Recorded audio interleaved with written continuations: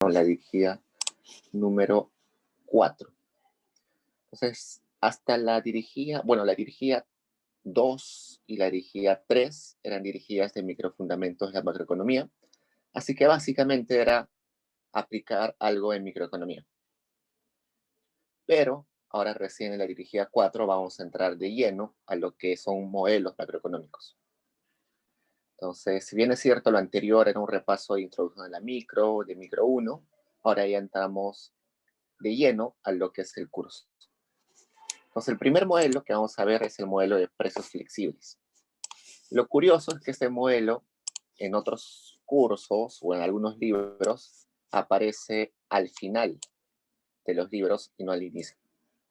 Usualmente se empieza con modelos donde son de corto plazo, pero ese modelo es un modelo más de largo plazo. ¿Y por qué se le dice un modelo de largo plazo?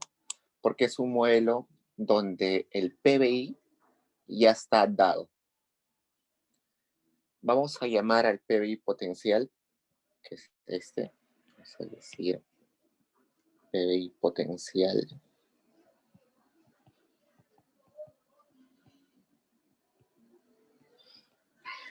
Como aquella cantidad de producción en una economía que se daría si utilizamos todos los factores productivos a su máximo. Entonces, cuando decimos pleno empleo, no estamos hablando solamente de trabajadores, sino también estamos hablando del pleno uso de las maquinarias, de los edificios, de los insumos, de las tierras, de todo eso. Y también, evidentemente, de los trabajadores. Estamos diciendo que todos los trabajadores que quieren trabajar consiguen un empleo y están trabajando las horas que quieren trabajar. Si quieren trabajar 8 horas, trabajan 8 horas. Si quieren trabajar medio tiempo, que son 6 horas, trabajan 6 horas. Entonces, es una situación hipotética en realidad, en la cual todos los insumos, todos los factores productivos están siendo utilizados a su máximo. Entonces, el PBI potencial hoy en día se dice que es no observable en realidad. Si ustedes van al si ustedes van a el Banco Central de Reserva, a su reporte de inflación que sale cada 3 meses, va a haber un apartado ahí donde les explican más o menos cómo se calcula el PBI potencial. Lo que hacen es tienen una función de producción que depende de la cantidad de mano de obra y de la cantidad de capital. Estos son mano de obra potencial, que se define como la situación donde hay desempleo solamente natural, eso ya lo vamos a aprender luego, y un capital potencial. Entonces, con eso calculan en el Banco Central y lo estiman econométricamente y sacan cuánto debería ser el PBI en una economía que utiliza todos sus insumos. Hoy en día sabemos, por experiencia, que el PBI en nuestra economía, vamos a poner PBI, y acá vamos a poner el tiempo, nuestro PBI fluctúa, ¿no? Así fluctúa. Siempre subimos, llegamos a auges, luego descendemos. Entonces dice que el PBI potencial es más o menos esto, el que está en rojo. A veces estamos por encima del PBI potencial. Eso quiere decir que estamos haciendo trabajar por encima de sus capacidades. Hay empleados que quieren trabajar 8 horas, pero por la alta demanda trabajan 10 horas. Las maquinarias deberían trabajar, no sé, 8 horas y luego hacer su mantenimiento o descansar para que se enfríen, no sé. Ahora están trabajando doble turno, sin mantenimiento y cosas así. Entonces, son momentos donde estamos por encima del PBI potencial. El azul es el PBI observado. Y a veces estamos por debajo, donde tenemos factores productivos ociosos. Es decir, que estamos no utilizando maquinarias que podríamos utilizar. Hay trabajadores que han sido despedidos, entonces están siendo inoperativos para la economía. Entonces, esto es lo que observamos hoy en día. Pero hasta hace muchos años, antes de 1930, los economistas creían que la economía funcionaba solamente en su PBI potencial. Es decir, que no habían estos ciclos de que a veces estamos por encima, a veces estamos por debajo. ¿Por qué? Esto era porque la gente creía que su oferta o que la oferta creaba su demanda. Hoy en día sabemos que la demanda crea su oferta, ¿no? La gente quiere mascarillas, entonces las empresas se ponen pilas y fabrican mascarillas. Eso es lo que hoy sabemos, que la demanda genera su oferta. Pero antes creíamos que la oferta creaba su demanda. Es decir, alguien producía papas y alguien producía papas sin hacer un estudio de mercado, sin saber cuál era la demanda de las personas, igual lo vendía. Entonces, eso tenía sentido en una economía de subsistencia, donde las personas estaban ávidas de bienes de consumo básico. Entonces, había hambruna, había gente que se moría de hambre. Entonces, producir un bien como papas hacía que siempre se acabe. O producíamos carne, entonces la gente necesitaba alimentarse, entonces se acababa la carne sí o sí. Produzcas lo que produzcas, se acababa toda tu oferta sí o sí. Entonces, es por eso que en esa época se creía de que la economía funcionaba en pleno empleo, funcionaba en su PIB potencial. ¿Esto qué significaba? Que en todo momento, en todos los años, existía pleno empleo de los insumos, de los factores productivos. Y sabemos que uno de los factores productivos es el empleo. Entonces, se decía que no existía desempleo. Todas las personas que querían trabajar, trabajaban. Si alguien estaba sin trabajar, era porque esa persona no quería trabajar o porque lo que le ofrecían para trabajar, el salario que le ofrecían para trabajar era muy bajo. Entonces, para esos economistas, el desempleo no era un problema, porque estábamos en pleno empleo. Recién con la crisis de los 30, que empezó en 1929 en realidad, en Estados Unidos por la caída de la bolsa de valores y todo eso, resulta que se hace visible el desempleo. Hay gente en la calle tocando puertas de empresas para trabajar y no consiguen empleo. Entonces, recién en ese momento, los economistas se dan cuenta que la economía no funciona en pleno empleo, sino más bien el pleno empleo es un evento particular y excepcional. Lo que en realidad sucede en la economía es que estamos alejados del pleno empleo. Estamos a veces por debajo, a veces estamos por encima. Entonces, este modelo de precios flexibles que vamos a ver hoy está considerando esa situación donde los economistas todavía creían de que no existía desempleo. Entonces, según la pregunta 1, que nos dice lo siguiente. ¿Qué variables se ajusta para asegurar el equilibrio en el mercado si el producto se encuentra en su nivel de pleno empleo o nivel potencial? Entonces, como les dije, supongamos de que las personas quieren mascarillas. Entonces, en una economía, la oferta de mascarillas tiene que ser igual a la demanda de mascarillas, ¿no? Eso es obvio, en equilibrio. Hemos visto, eso se ha visto seguro en Introducción a la Macro, también en Matemática para Economistas 1. Entonces, la oferta de mascarillas tiene que ser igual a la demanda de mascarillas. Sucede que un día todos nos asustamos y todos queremos utilizar mascarillas. La demanda de mascarillas aumenta y estamos por encima de la oferta. Las empresas se ponen pilas y empiezan a producir más. Producen más mascarillas de modo de que regresemos a que la oferta, es decir, la producción, sea igual a la demanda.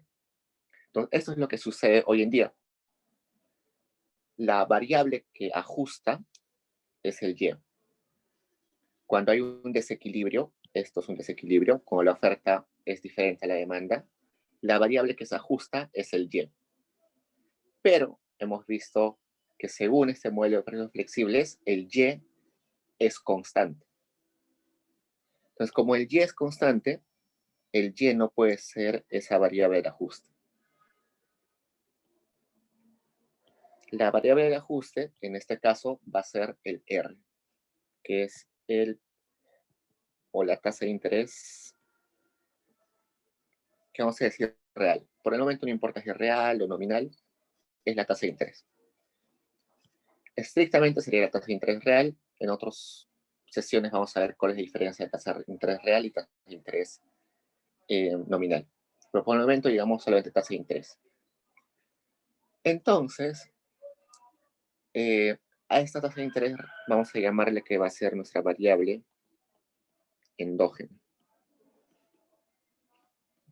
El Y potencial, como es una constante, va a ser una variable exógena, que ya va a estar dada. Entonces, en el ejemplo que vamos a ver dentro de un rato, vamos a ver cómo se mueve esta tasa de interés para asegurar que exista un equilibrio. Entonces, vayamos al 2. Entonces, la pregunta 2 nos dice lo siguiente. Una economía con precios flexibles, cuando dice precios flexibles ya sabemos que estamos hablando de que existe PBI potencial que es constante, puede ser caracterizado por de las siguientes ecuaciones. Entonces, leamos cada una de las ecuaciones.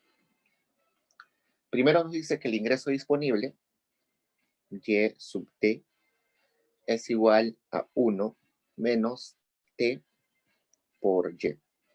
Entonces sabemos que Y es el PBI, pero dijimos que toda la producción se vende y al venderse se convierte en ingresos. Entonces ese PBI es equivalente a decir a los ingresos que tienen los agentes en la economía. Pero esos ingresos, que es Y, son ingresos brutos, porque nosotros tenemos que pagar impuestos al Estado. La tasa de impuestos en este caso es T minúscula, que sería la tasa impositiva. Entonces, si yo tengo que pagar el 30% de impuestos a la renta, seguro para mí me va a quedar solamente el 70% de mis ingresos totales. A eso se le llama el YD, el ingreso disponible, es decir, lo que realmente puedo gastar después de haber pagado impuestos. Luego me dice que el consumo tiene esta forma, tiene un C sub 0 más un C sub 1 y el ingreso disponible. El C sub 0 se refiere al consumo autónomo. Entonces, ¿qué pasa si acá una familia o una persona tiene ingresos 0, está desempleada? Entonces, este Y sería 0, todo esto sería 0 y el consumo sería solamente consumo autónomo. Y tiene sentido, ¿no? Si una familia o una persona queda desempleada, a pesar que está desempleada, siempre tiene que consumir algo para subsistir. Entonces, a eso se refiere el C sub 0, el consumo independiente de que yo tenga ingresos o no. ¿Cómo se financia ese consumo? Por muchas formas, ¿no? No sé, yo me quedo desempleado, regreso a la casa de mis padres y ellos me dan mi almuerzo, mi cena, entonces ese consumo se refiere a eso. O quedo desempleado, mis vecinos me dan quizás algo de comida, ese es el consumo autónomo.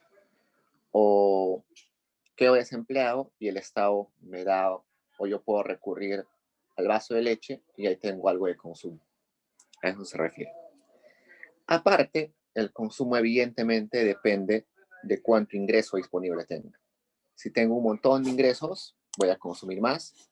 Si no tengo ingresos, no voy a consumir nada. Pero resulta que las personas no consumen todo lo que ganan.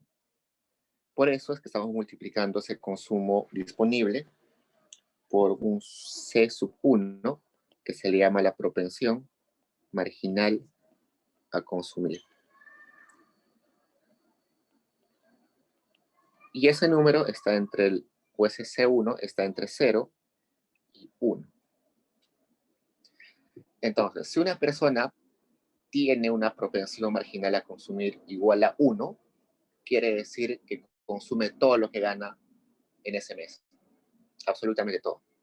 Si una persona tiene una propensión de 0.5, quiere decir que consume la mitad de sus ingresos disponibles y la otra mitad, ¿qué hace? Lo ahorra, ¿no? Entonces, lo que sobra lo va a ahorrar. Entonces, por eso que 1 menos C1 se le llama la propensión marginal al ahorro.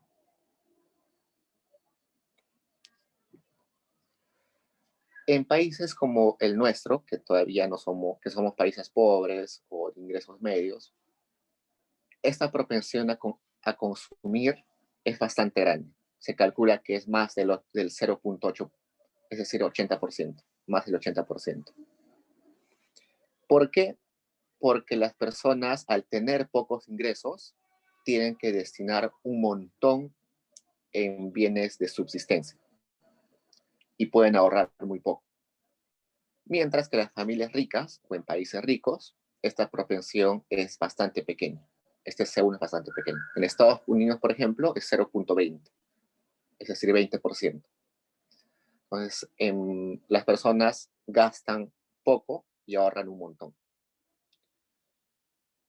Y bueno, también depende de cada uno de nosotros, ¿no? Seguro que hay personas que tienen hábitos de consumo muy tenues, muy franciscanos, entre comillas, muy ahorradores. Entonces, de todos sus ingresos, a las justas gastan en solamente alimentos, no compran bienes de entretenimiento, no compran nada más, solamente bienes de consumo. Entonces, ese C1 es bien chiquito. Pero hay otros que seguro se emocionan y apenas reciben su sueldo, van al centro comercial y compran todo lo que se les antoja, ropa, entretenimiento, no sé. Entonces su C1 para esa persona debe ser alto. Ok, sigamos. ¿Qué ecuaciones más nos dan? Luego nos dicen que la inversión, que es I, depende de un I sub 0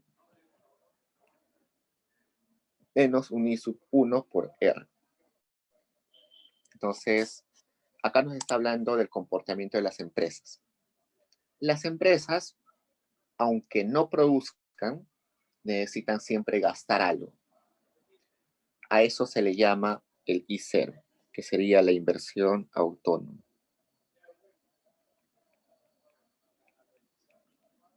Por ejemplo, supongamos el ejemplo de un restaurante que está ahora, digamos, en para. Aunque esté sin producir, esa empresa va a tener que gastar en alquileres, en pagar ciertos gastos de luz, de agua, quizás igual, aunque no produzca, tiene que pagarle a ese personal de seguridad, tal vez tiene maquinarias, no sé, algunas bienes de cocina y tiene que hacerles mantenimiento para que no se oxiden. Entonces, todos esos gastos que tiene que hacer sí o sí, aunque no produzca, son la inversión autónoma. Por otro lado, las empresas son muy susceptibles a la tasa de interés. Las empresas usualmente no utilizan su capital propio, sino utilizan capital prestado para su producción. Y eso es usualmente lo recomendable para las grandes empresas sobre todo. Entonces, si la tasa de interés que te ofrece el banco es muy alta, las empresas van a decir, no puedo pagar esa tasa de interés, mejor no saco el préstamo y mejor no invierto. Si la tasa de interés es baja, las empresas van a decir, ah, qué interesante, mejor saco dinero, entonces con ese dinero voy a invertir. Entonces, ese era el sentido de Reactiva Perú, ¿no? Que el Estado pueda garantizar los préstamos y que los bancos puedan ofrecer tasas de intereses bajas. Entonces, las tasas de interés han caído con esto de Reactiva Perú, con el signo menos, hace que la inversión crezca. Entonces, por eso es que ahí tenemos el signo negativo.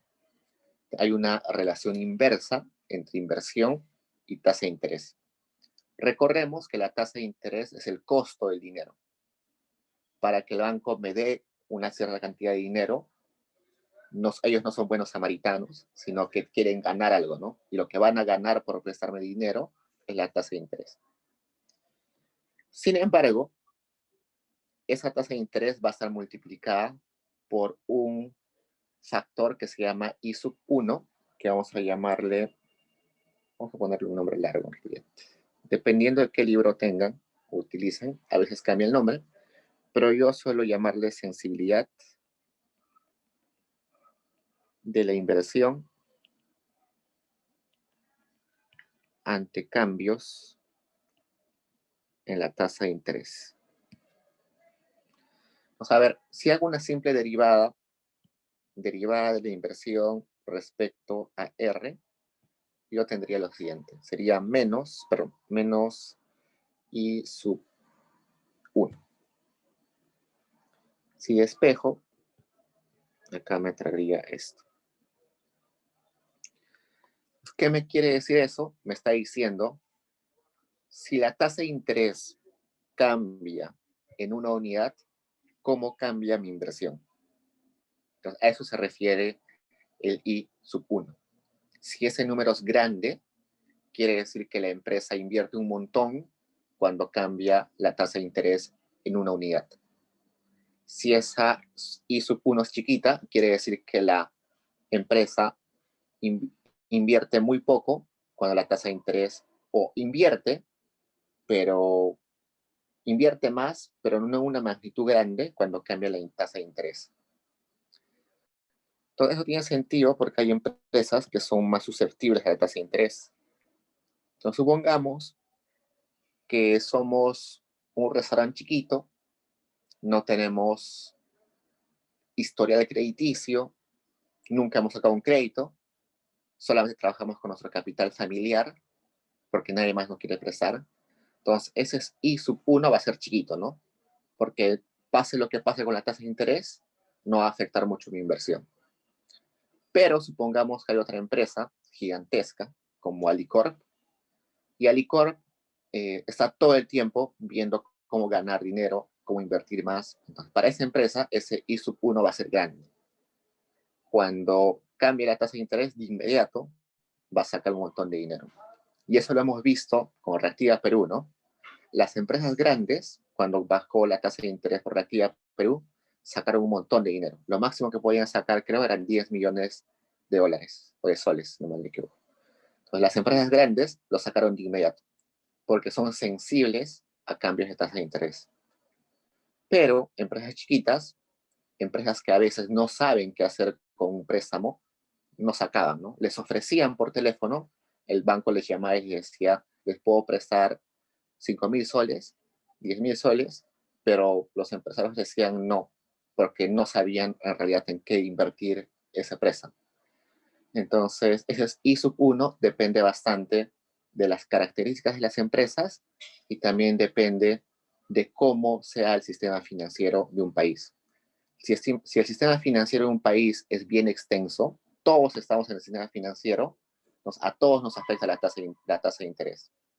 Si las personas no están en el sistema financiero, no ahorran en el sistema financiero, no se prestan de los bancos, solamente guardan su plata dentro del colchón y solamente se prestan a sus familiares y a sus vecinos, entonces ese I sub 1 va a ser pequeño, ¿no? Vayamos ahora con gasto público. Entonces, otro agente en la economía es el gobierno. El gobierno también gasta. En este caso vamos a poner que el gasto del gobierno es un gasto autónomo. G sub 0 es gasto público autónomo.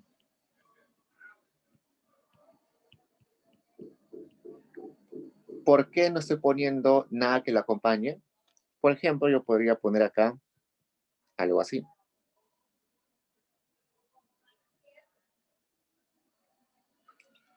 Eso quiere decir que si en una economía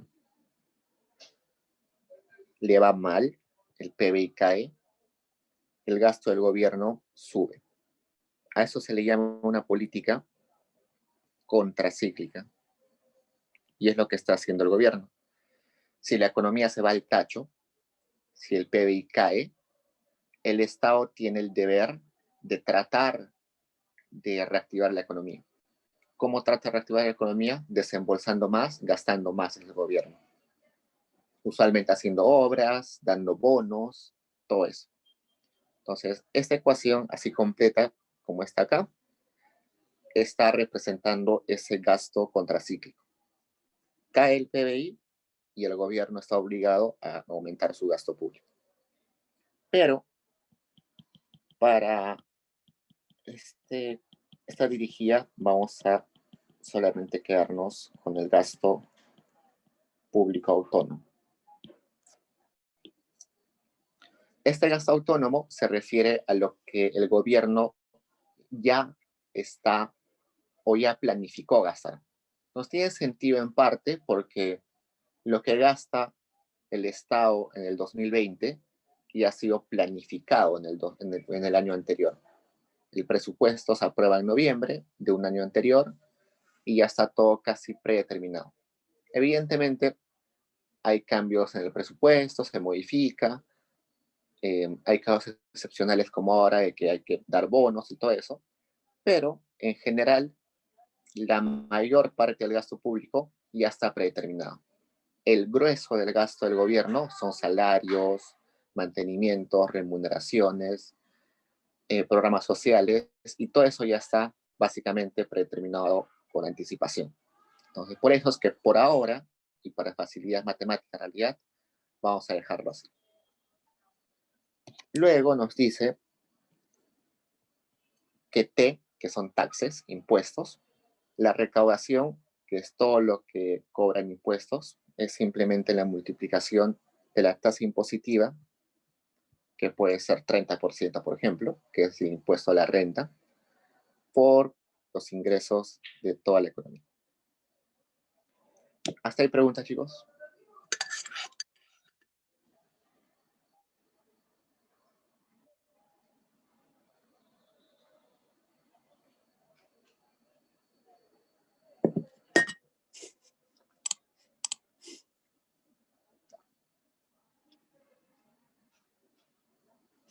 ¿No hay preguntas?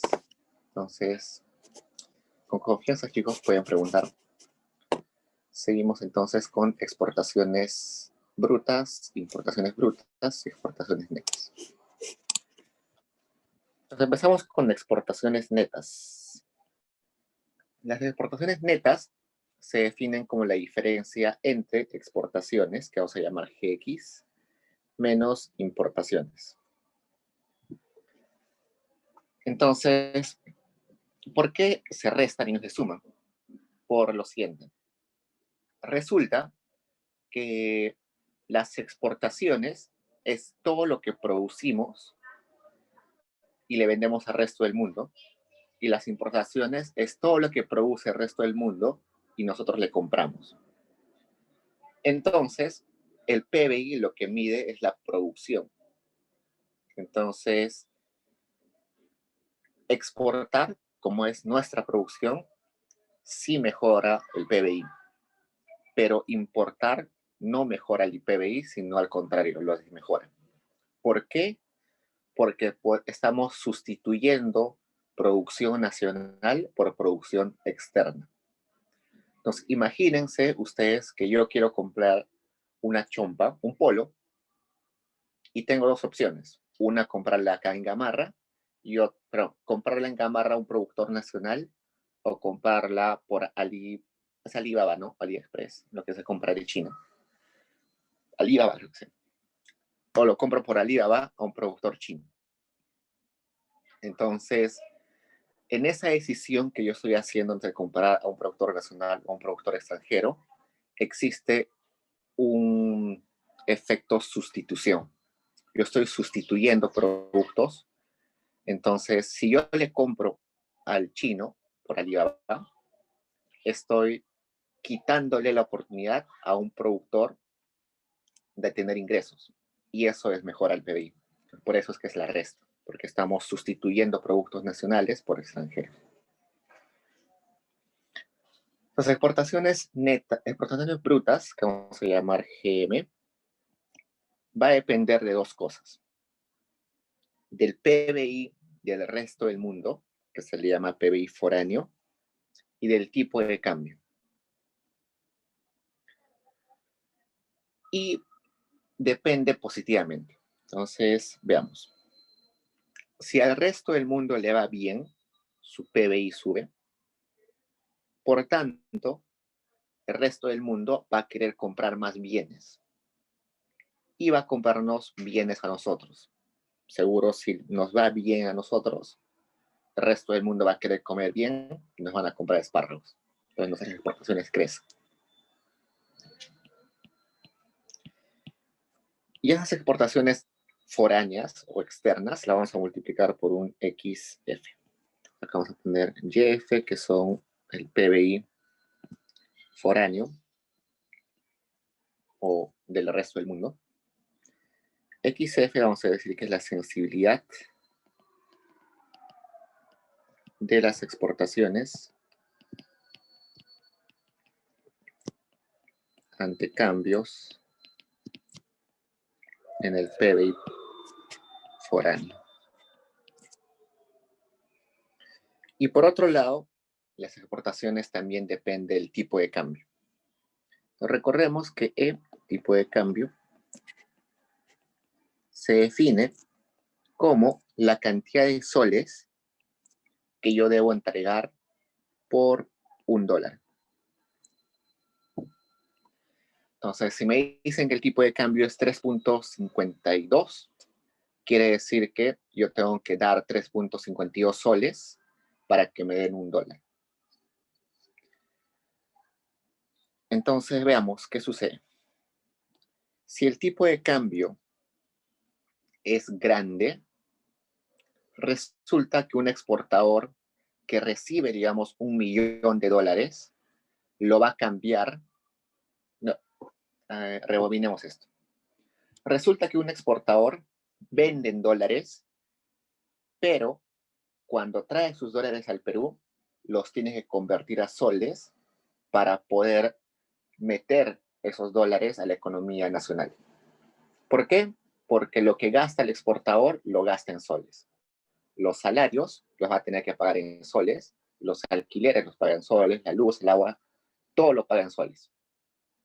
Entonces, lo que le importa al exportador es en realidad los soles, no los dólares con los cuales está recibiendo el exterior. Entonces, puede recibir $1.000 del exterior, supongamos recibe $1.000. Si el tipo de cambio es, por ejemplo, 2, lo va a cambiar a soles y va a recibir 2.000. Pero si el tipo de cambio es 4, va a ir a la casa de cambio, lo va a cambiar y va a recibir 4.000 soles. Entonces, nuestro exportador ha vendido lo mismo, pero resulta que cuando lo convierte a soles, tiene mayor capacidad de gasto si el tipo de cambio es alto. Entonces, es por eso que a un exportador le conviene que el tipo de cambio sea alto, porque vende lo mismo, pero al transformarlo a soles, tiene mayor capacidad de gasto. Entonces, por eso que acá el signo es positivo y lo vamos a multiplicar por un X sub E. Que vamos a decirle que es la sensibilidad de las exportaciones ante cambios en el tipo de cambio. Entonces, esos son los dos factores que afectan a las exportaciones. Por otro lado, las importaciones. Que vamos a decir que solamente depende de una cosa, que es del PBI nacional. Entonces, países como el nuestro, lo que importan en su mayoría son bienes duraderos. Ejemplos, automóviles, licuadoras, refrigeradoras, laptops, computadoras de escritorio, todos esos bienes que duran algunos años, duran en el tiempo años razonables, 3, 4, 5 años, o quizás más, es lo que importamos nosotros en su mayoría. Entonces, si nos va bien, nuestro PBI crece y por tanto importamos más carros, más laptops, más licuadoras, más refrigeradores. Entonces, es por eso que depende positivamente. Y eso le vamos a multiplicar por IMY, que vamos a decirle sensibilidad de las importaciones ante cambios en el PBI. Y finalmente tenemos una última ecuación que se llama la ecuación de tipo de cambio real. Diego, perdón que te interrumpa, una pregunta. Dime. En el caso I minúscula, M minúscula, Y, ese concepto de esas tres letras juntas representan un solo valor, no que hay dos Sí. valores multiplicados. No, es solamente un valor. Sí. Correcto, gracias. Bacán. Entonces, esto, por ejemplo, depende, el valor de ese número, de esa sensibilidad, depende del comportamiento y de las preferencias como consumidores.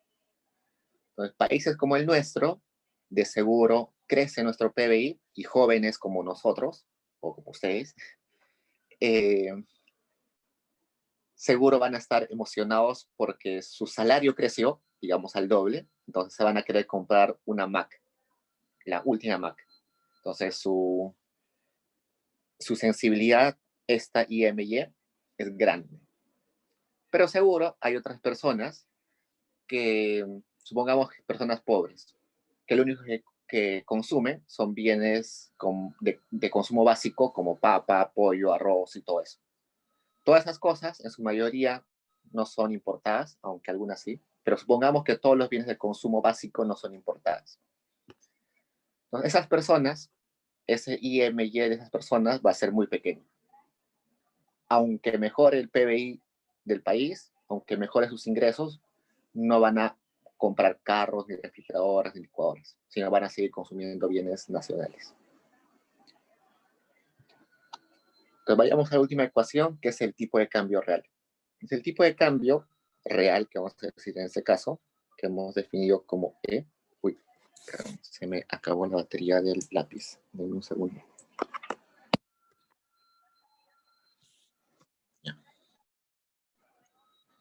Entonces, acá nos dice E sub 0 menos E sub R por R menos RF. Entonces, déjenme explicarles esto con detalle. Entonces, el tipo de cambio no es un tipo de, no es algo que viene dado, sino va cambiando, no es algo constante, va cambiando con el tiempo, según la situación en la que estemos. Y según esta ecuación, depende de 1, 2, 3, 4 cosas. Primero depende del E sub 0, que le vamos a llamar tipo de cambio de largo plazo. No voy a poder escribir un rato, chicos, pero solamente escúchame. Se me acabó la batería del lápiz, así que la estoy cargando. Entonces, el E sub 0 es el tipo de cambio de largo plazo.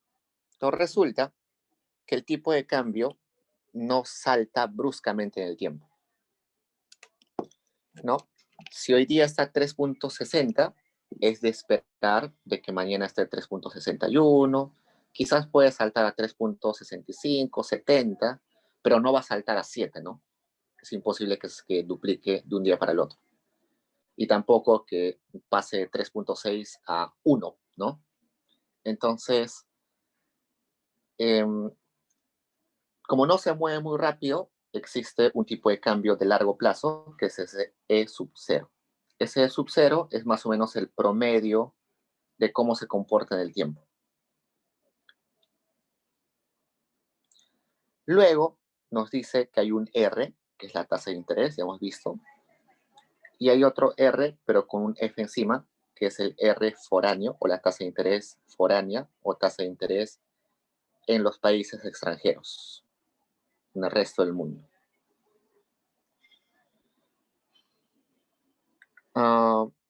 Y nos dice que hay una resta. Veamos por qué. Recordemos que la tasa de interés quiere decir el costo del dinero. Imaginen que ustedes son unos millonarios y tienen millones de dólares en su cuenta bancaria en Estados Unidos. ¿Qué hacen con su dinero? Tienen dos opciones, ¿no? Una, hacer su empresa, y otra, agarrar su dinero y guardarlo en el banco. Y el banco les va a decir, si dejas tu plata acá, yo te voy a pagar una tasa de interés. En el Perú, la tasa de interés que te paga un banco es más o menos muy chiquita, 5%, 6% al año. Si vas a una caja municipal, te puede pagar hasta 10%. Son más riesgosas, en teoría, y te pueden pagar hasta 10%, 11%. Entonces, hay muchas personas, que son la mayoría de grandes millonarios en el mundo, que lo que hacen es dejan su dinero en el banco y ganan una tasa de interés. Lo dejan a largo plazo. O sea, dejan su dinero y se comprometen a no sacar la plata ahí.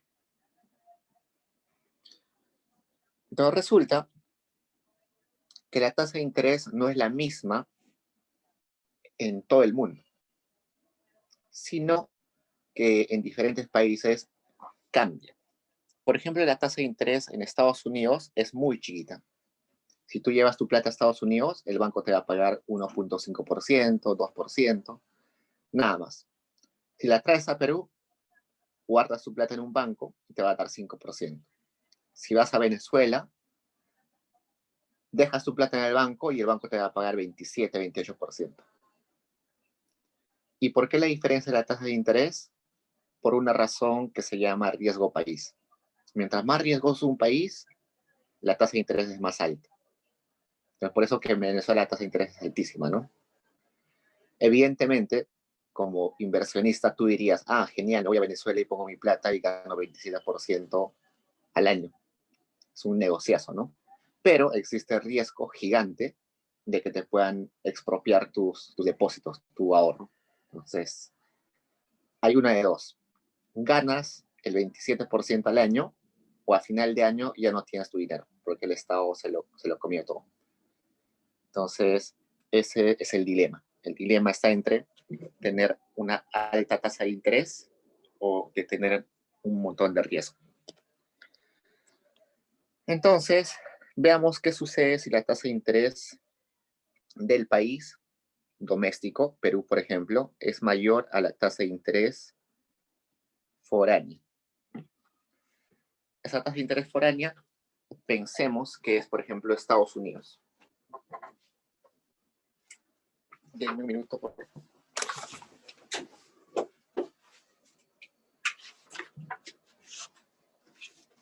Si la tasa de interés en el Perú es alta, los que tenían su dinero en Estados Unidos van a decir, oye, mira, Perú no es un país muy riesgoso, ha estado bien macroeconómicamente y nos está ofreciendo una tasa mayor a lo que nos está ofreciendo en Estados Unidos. Entonces, si no es riesgoso y me ofrece una tasa de interés alta, mejor llevo todo mi dinero a Perú. Entonces, lo que pasa es que traen dólares a Perú. Si traen dólares a Perú, que es lo mismo una entrada de divisas, resulta que al traer sus dólares a Perú, la cantidad de dólares en la economía crece rápidamente. Si algún bien en la economía se hace abundante, ¿qué sucede con su precio? Cae, ¿no? Si hay un montón de papa en la economía, el precio de la papa cae. Y al contrario, si ha habido, no sé, una inundación y no hay casi papa en todo el país, el precio de la papa crece. Si es escaso, crece el precio. Y si es abundante, cae el precio. Igual con los dólares. Si los dólares son abundantes, el precio del dólar, que es la tasa, el tipo de cambio, va a caer.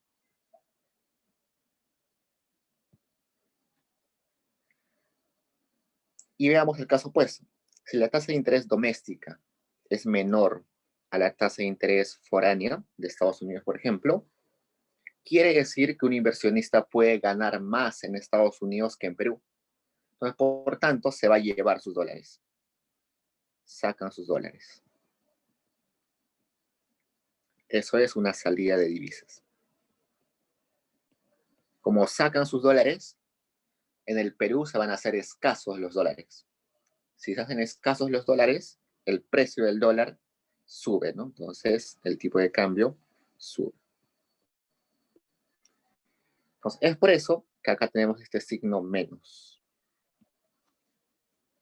Cuando la tasa, cuando todo esto es positivo, estamos en este escenario, ¿no? Entonces, el tipo de cambio cae. Cuando esto es negativo, estamos en este escenario. Y como es negativo, por el menos que está adelante, el tipo de cambio sube.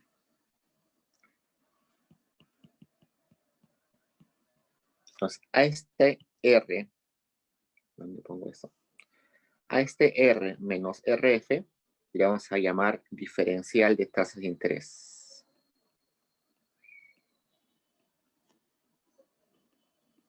En equilibrio, ese diferencial de tasas de interés debe ser cero. Es decir, la tasa de interés del resto del mundo tiene que ser igual a la tasa de interés de nuestra economía. Este sub-cero hemos llamado como el tipo de cambio de largo plazo.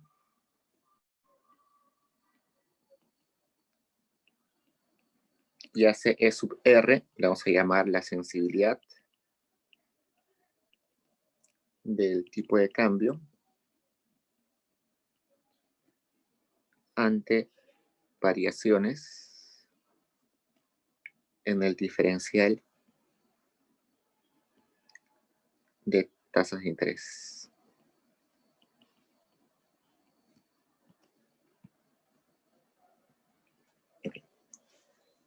Entonces, ¿hasta ahí preguntas, chicos?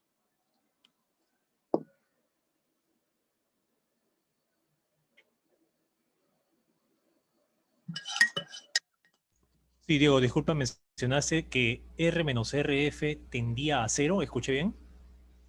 Sí. A ver, resulta lo siguiente. Veamos este escenario. Veamos acá. En ese escenario que es marcado en verde,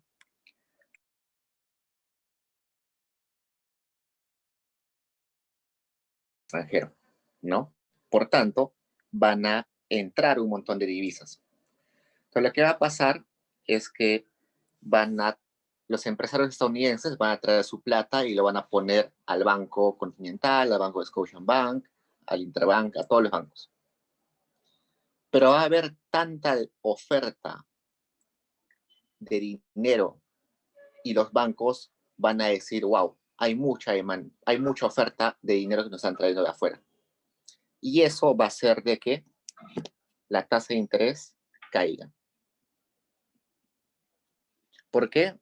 Porque los bancos van a decir, hay tantos dólares que me están llegando que no sé qué hacer con todos ellos.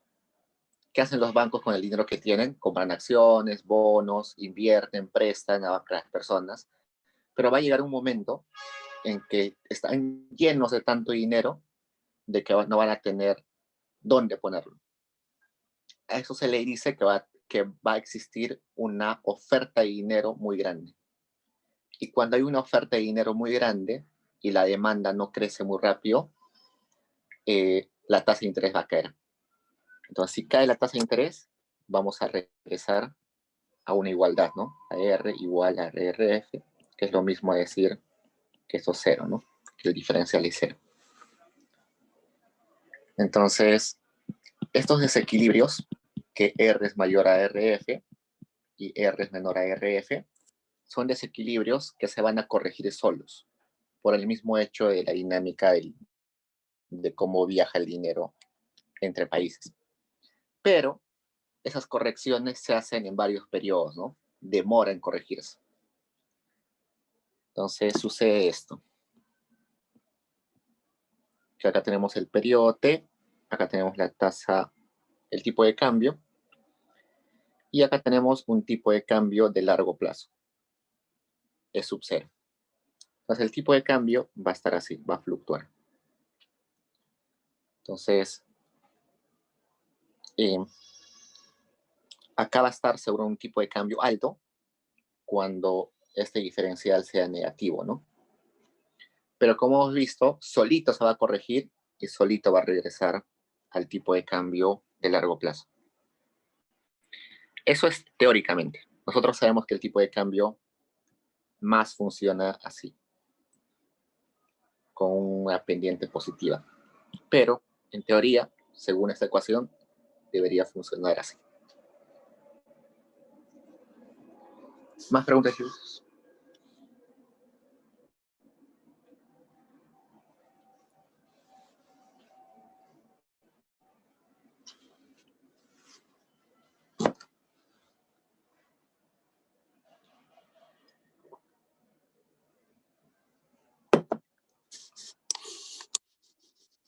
Ahora vamos a entrar, sabiendo todo esto, vamos a definir un nuevo concepto que se llama los fondos prestables. Entonces, resulta que los fondos prestables se dice a todo aquello o a toda aquella cantidad de dinero que está disponible para ser prestado a familias o empresas, en particular a empresas. Acá no estamos poniendo que las familias se prestan, sino que las empresas se prestan. Entonces, vayamos a eso. Entonces dice, en la economía, esta economía se encuentra en equilibrio cuando la oferta de fondos prestables es igual a la demanda de fondos prestables. Entonces, vayamos acá. Oferta de fondos prestables es igual a la demanda de fondos prestables. Entonces, de lo anterior que hemos visto, tratemos de analizar un poco. La oferta de fondos prestables va a depender un montón de las tasas de interés, ¿no? Porque si la tasa de interés dentro del país es alta, un montón de dinero llega al Perú y ese dinero va a servir para prestarse a empresas, ¿no? Cuando los bancos reciben esta cantidad de dólares de los inversionistas extranjeros, lo que hacen con esto, entre otras cosas, es prestarle a las empresas. Entonces, esta oferta de fondos prestables depende de esa tasa de interés. Y por otro lado, la demanda de fondos prestables depende de cuánto estén necesitando las empresas nacionales, ¿no? Esta igualdad está hablando de una igualdad dentro del país. No confundan con que es oferta de fondos prestables del exterior al interior, no. Es oferta de los agentes económicos nacionales y demanda de fondos prestables de los agentes nacionales. Esta economía tiene un stock de capital que es 10 al cuadrado, entonces 100. Hay 100 unidades de capital y hay 100 unidades de mano de obra.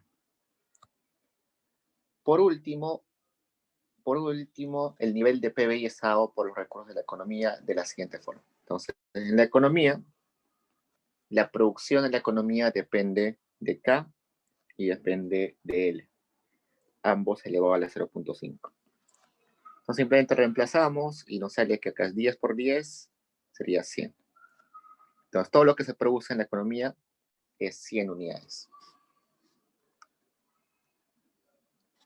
Luego dice, considerando que la demanda agregada se define como, eso ya habíamos visto antes, si no me recuerdo, la demanda agregada. Ojo, esto que está acá arriba habla del mercado de fondos prestables. Es decir, está hablando de dinero. Cuando vamos a hablar ahorita, estamos hablando de mercado de bienes, que es distinto. Una cosa es un mercado de fondos prestables, que es un mercado de dinero, y otra cosa es un mercado de bienes. Entonces, la demanda agregada de una economía es la suma de lo que demandan todos los agentes económicos.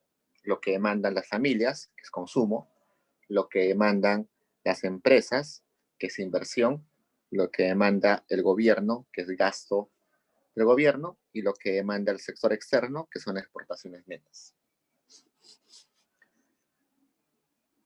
Y evidentemente, la demanda de bienes, que es la demanda agregada, tiene que ser igual a la oferta agregada de bienes. Y la oferta agregada de bienes es Y. Entonces acá sería Y es igual a C más I más G más XN. A ver, ¿qué más nos piden?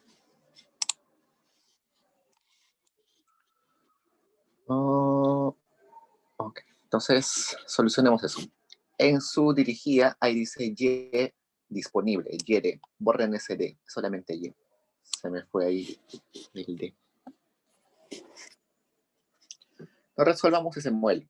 Y habíamos dicho que Y, que el consumo es consumo autónomo más consumo más la sensibilidad, bueno, la propensión marginal al consumo, por el ingreso disponible. Ingreso disponible es 1 menos T por Y.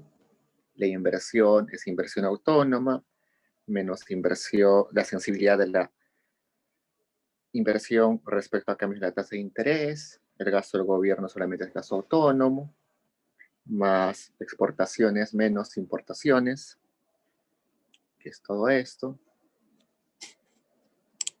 A ver, pongamos todo eso.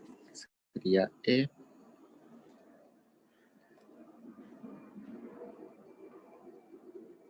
Solamente estoy copiando todo. Ya está. Pero resulta que tanto a la izquierda como a la derecha del signo igual existe Y. Pues nos conviene por matemáticas llevar al Y a un lado, factorizar el Y. Entonces voy a llevar al Y a la izquierda. Tengo Y, 1 menos C1, 1 menos T, más I, M, Y. ¿Por qué? Porque acá tengo Y, acá tengo Y, acá tengo Y. Todo eso lo he llevado a la izquierda. Y a la derecha, todo lo demás. Sería consumo autónomo, inversión autónoma, gasto del gobierno, todo lo que tiene que ver con importaciones y exportaciones.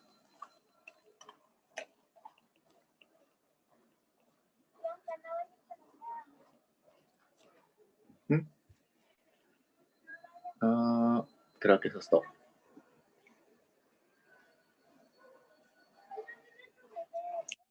No, acá me falta C0 más C1 menos R 1I más E.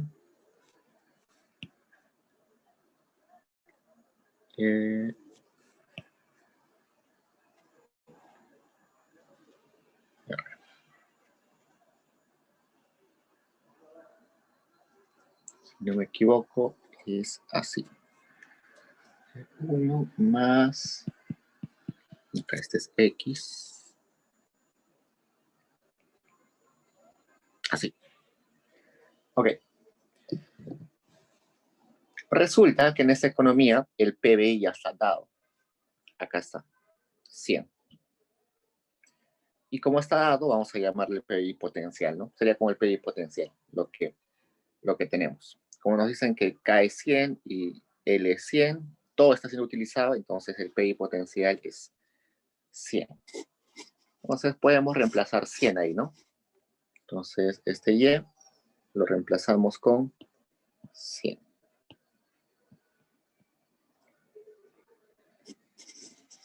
Entonces, cuando nosotros empezamos en la pregunta 1, acá dijimos que nuestra variable endógena iba a ser R. Entonces, lo que nos va a interesar es R. Entonces, pongamos a R a un costado. Entonces, acá está R. lo voy a despejar de frente, pero ustedes háganlo paso a paso. Sería 1 entre y 1 más xc.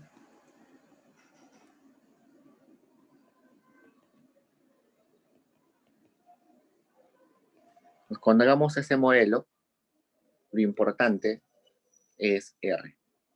Solamente fíjense en R.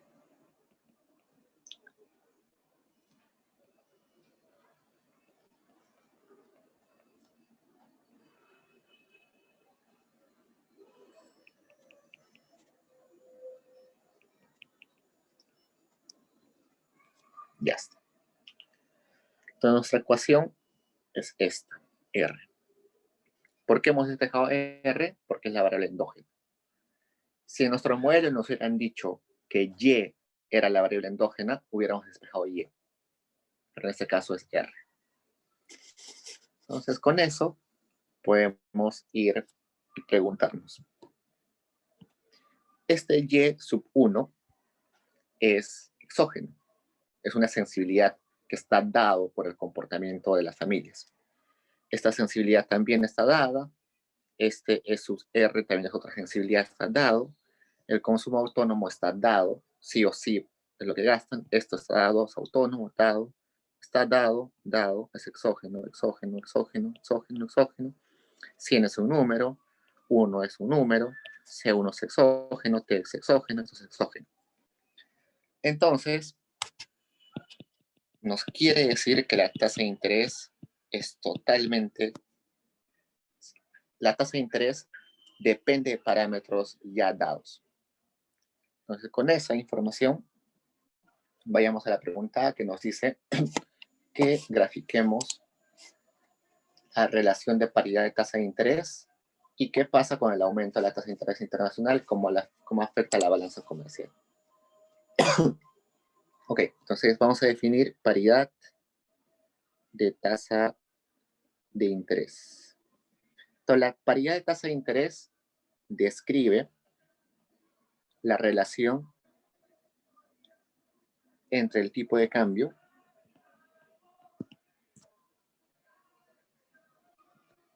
y la tasa de interés. Entonces, cuando les hable de paridad de tasa de interés, estamos hablando de una relación entre tipo de cambio y tasa de interés. ¿Dónde habíamos visto eso? En esta ecuación, ¿no? E es igual a sub 0 menos R, R menos R. Entonces, esa ecuación es la que nos está hablando de la paridad de tasa de interés. Para graficarla, vamos a poner en un eje acá. Vamos a poner el tipo de cambio acá, a la tasa de interés acá. ¿Qué más podemos hacer ahí?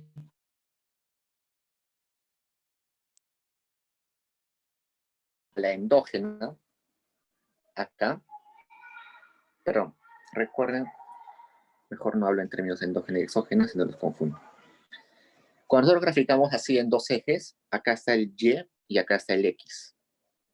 Eso quiere decir que debemos escribir nuestra ecuación con Y solito y lo que viene después del signo recién aparece X. Entonces, vamos a escribir eso así. Esto está bien, E está a un lado, es 0 menos R por R más R por F. Entonces, E es igual a E0 más ERRF menos ERR. ¿Por qué lo he escrito así? Por lo siguiente. E es este lado, R es este lado. Entonces, yo puedo separar esta ecuación como esto, que sería el intercepto, y esto sería la pendiente. Eso es un poco de álgebra, ustedes lo saben bien. Entonces, si se dan cuenta, hay una relación negativa, ¿no? Entonces, esto va a tener esta forma negativa, donde la pendiente es E menos E. Esta es la pendiente. Ok. ¿Qué más? Hemos visto que nuestra tasa de interés acá depende de parámetros dados. Como depende de parámetros dados, nuestra tasa de interés va a ser así. Va a estar fija en un punto. Esa sería nuestra tasa de interés. Porque hemos visto acá que depende de cuestiones de cuestiones exógenas. Entonces, en el equilibrio, este va a ser el tipo de cambio de la economía. Ese es el gráfico de paridad de tasa de interés. Ese es nuestro equilibrio. Entonces, dada una tasa de interés, que es esta, y aplicando la paridad de tasa de interés, nos va a dar un tipo de cambio para que esté en equilibrio. Y ahora nos preguntan, ¿qué sucede si, a ver, ¿qué sucede si aumenta la tasa de interés internacional? La tasa de interés internacional está acá, ER, R sub E, F. Eso quiere decir que nuestra curva azul se va a afectar solamente en el intercepto y no en la pendiente. Entonces, si eso sube, quiere decir que el intercepto va a subir y por tanto va a tener esta forma.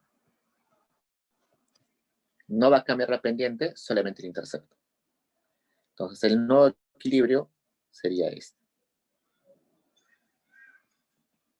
Y ese nuevo equilibrio nos está diciendo que el tipo de cambio va a ser este nuevo.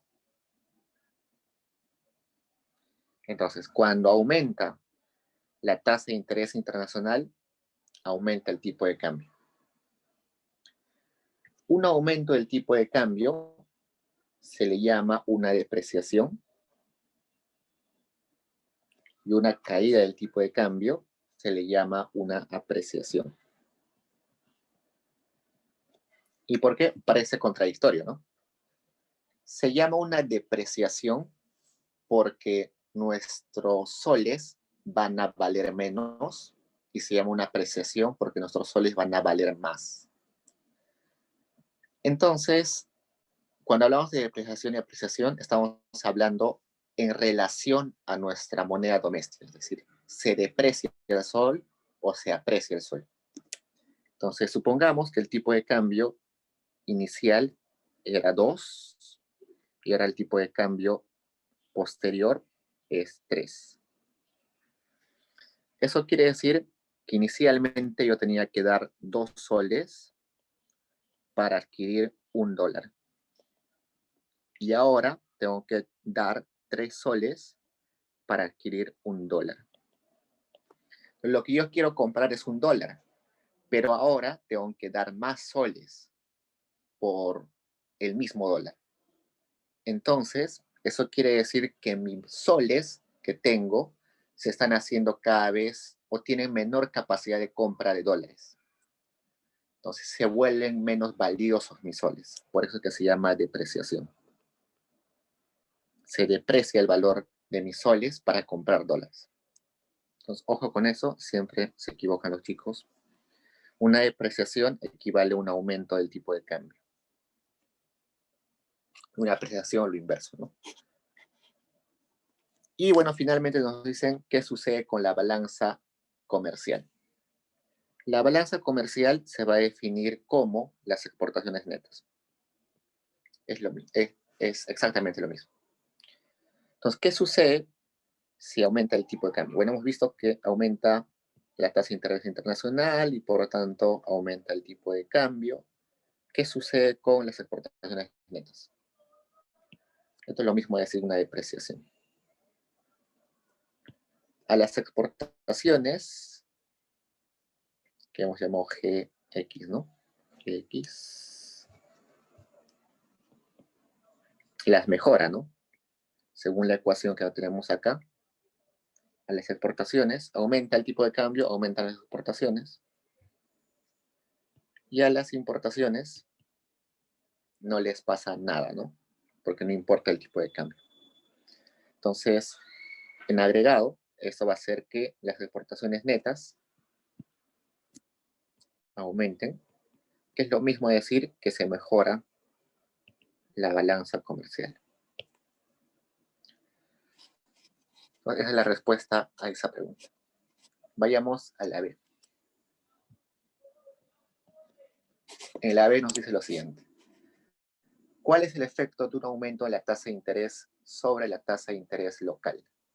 La tasa de interés internacional sobre la tasa de interés local. Ok, entonces agarremos nuestra ecuación acá.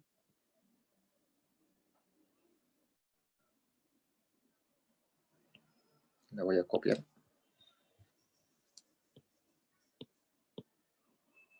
Y me dice, ¿qué sucede con la tasa de interés nacional cuando cambia la tasa de interés internacional? Cuando esto cambia. Entonces puedo hacer intuitivamente, ¿no? Sube esto y sube esto. Y ya está.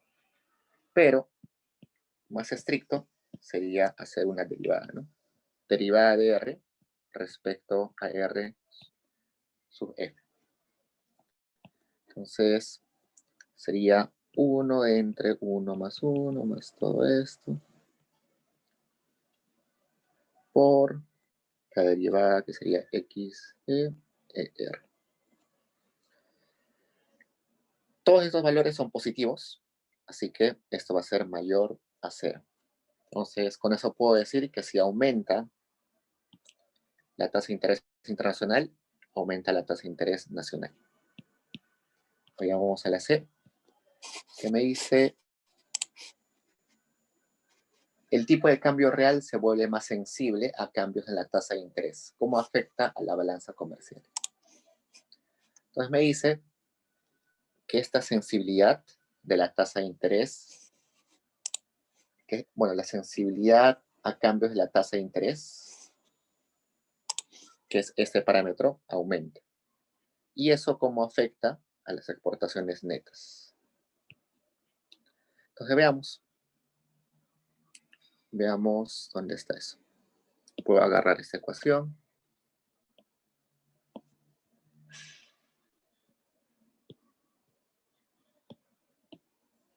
A ver, y hago la derivada, ¿no? Derivada del tipo de cambio respecto a esa sensibilidad. Me saldría que es menos R menos RF. ¿No? Y eso es negativo. Entonces me está diciendo que si aumenta esa sensibilidad, mi tipo de cambio va a caer y quiero ver eso cómo afecta a mis exportaciones netas. Por un lado, a las exportaciones le va a afectar y por otro lado a las importaciones.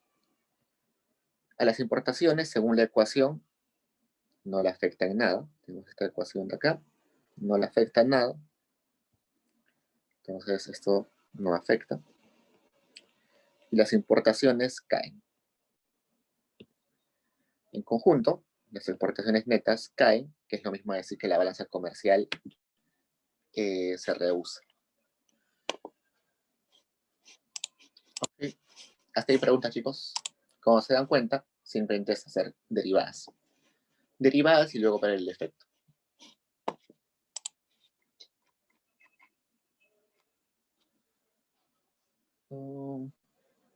Ya, nos quedan 4 minutos. ¿Tienen preguntas, chicos?